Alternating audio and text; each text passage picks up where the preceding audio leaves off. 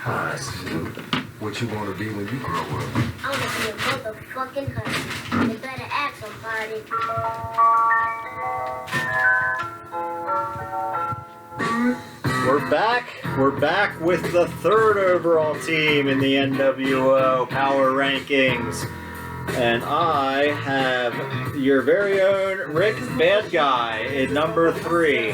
Worst pick ever. So that has to be hard for Rick to hear, being the top 2 for so long. Top 1 for so long. And the top 1 for so long, asterisks. And we go through Rick's team here, and it's hard to beat when you're looking at even the quarterback spot. He got a starting quarterback off the waiver wire in the draft. Right. Where did you draft, Breeze? 3-5. 3-5. So in the third round of the draft, Rick found a starting quarterback. Now, Cousins and Mayfield are damn good backups. Now, Mayfield, I believe he could still continue to develop. Yeah. Yeah, so do I. Especially with the guys he has around him. And then he took Tua, and I'm talking about your draft a little bit only because I'm looking at your quarterbacks, but Tua, I think, could be a good quarterback. So your quarterback situation is set for a long time. Hopefully. You could move some guys around to try to upgrade it. I don't know if that's worth it at this point. You move on to your running back situation, which used to be your strong point of your team. Now you're looking at Saquon. Amazing. I would love to have Saquon as my number 1. Dalvin, amazing. I would love to have Dalvin as my number 1, and Rick has him as his number 2. The problem with Dalvin is his holdout, we all know. How long does that last? Are we looking at a Bell-type holdout? Are we looking at a Melvin Gordon-type holdout? Or is he signing before the season and just he has no leverage? Dalvin has no leverage. I think it's He the has- opposite. I think the organization actually doesn't have any leverage. Or no, Dalvin doesn't have any leverage. Dalvin has So no he'll be back. leverage. So he'll be back. So he'll be back. But Melvin Gordon had no leverage, and he sat out 5 games, 8 games, something stupid. I think these running backs gotta learn, like, it's just evolving. It's NFL. it's a revolving door for running backs.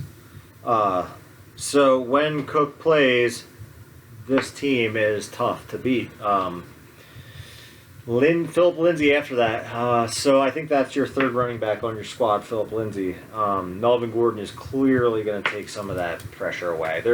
He is not Royce Freeman. Melvin Gordon is better than Royce Freeman, I think. So I think that ball gets spread a little more. I agree with that. I think that split is probably at least 60-40 Melvin Gordon starting out, maybe even 65. And I love Lindsay. I love his heart. I think he's I good do per too. play. They paid Gordon too, and they didn't pay Lindsay. So like, I don't know. I like Lindsay.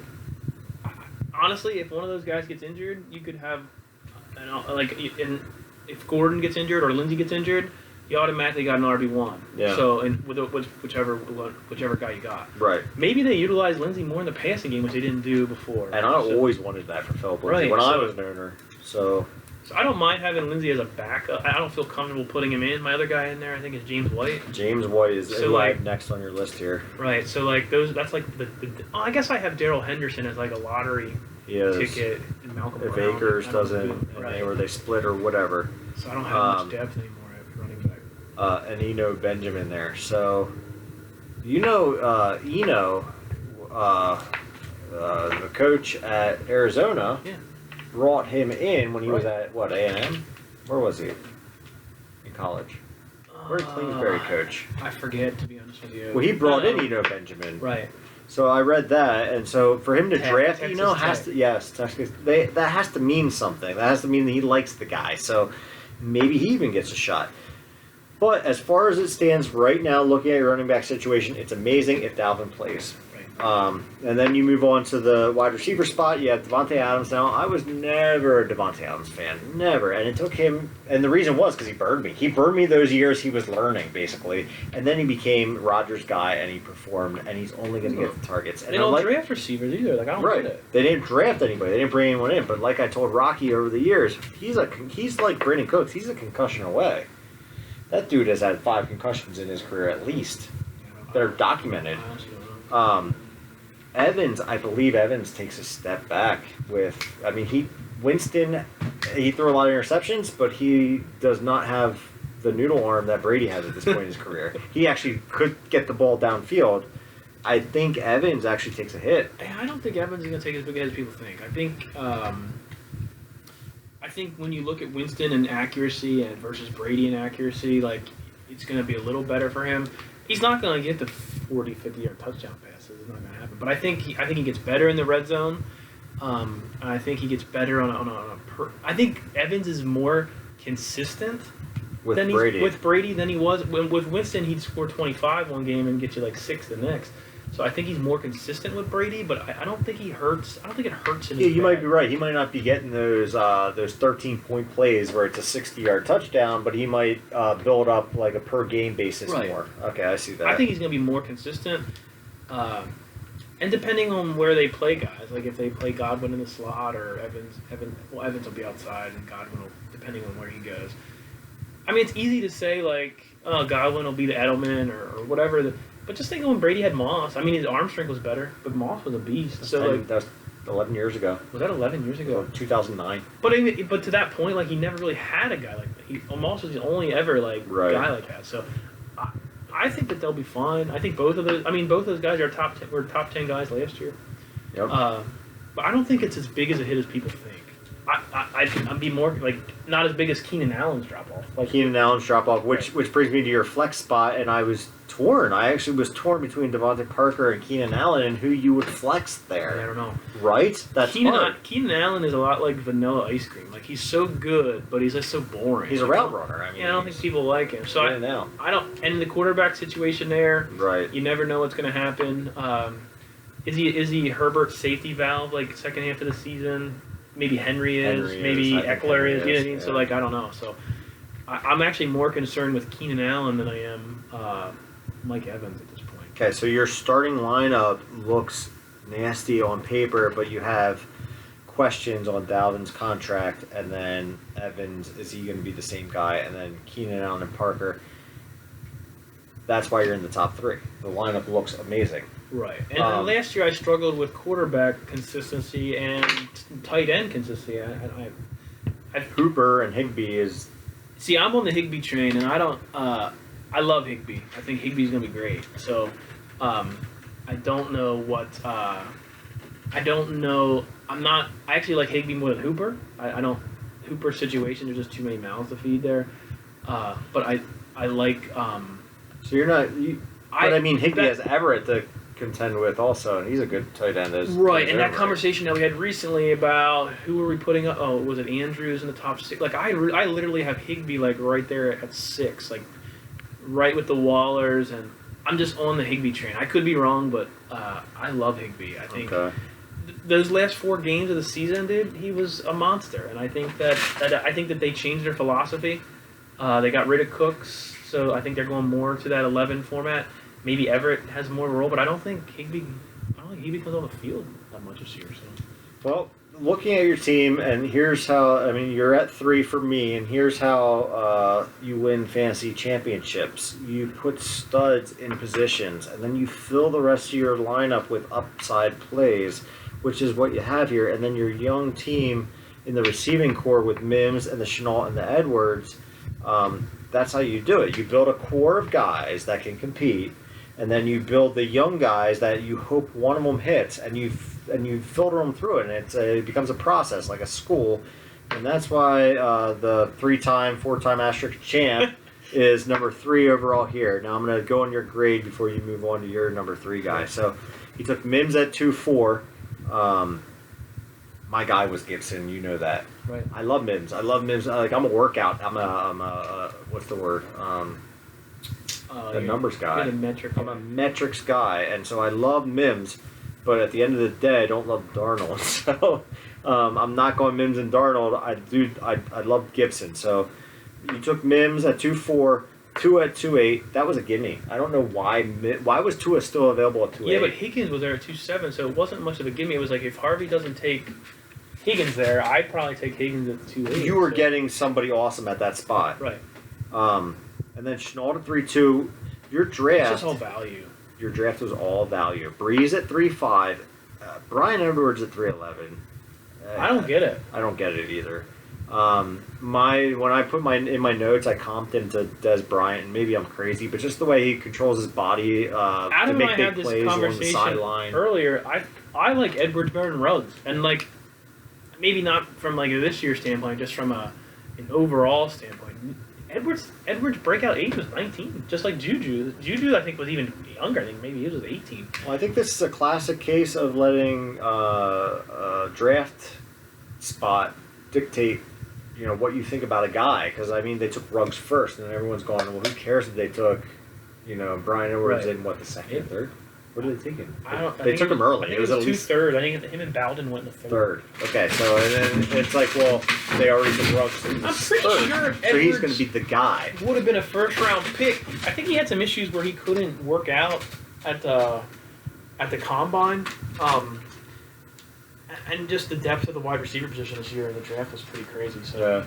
So then you got Eno at 4'4", Stidham at 6'10", which looked awesome until Cam Newton. So I think Stidham will probably beat out. he's for sale, by the way.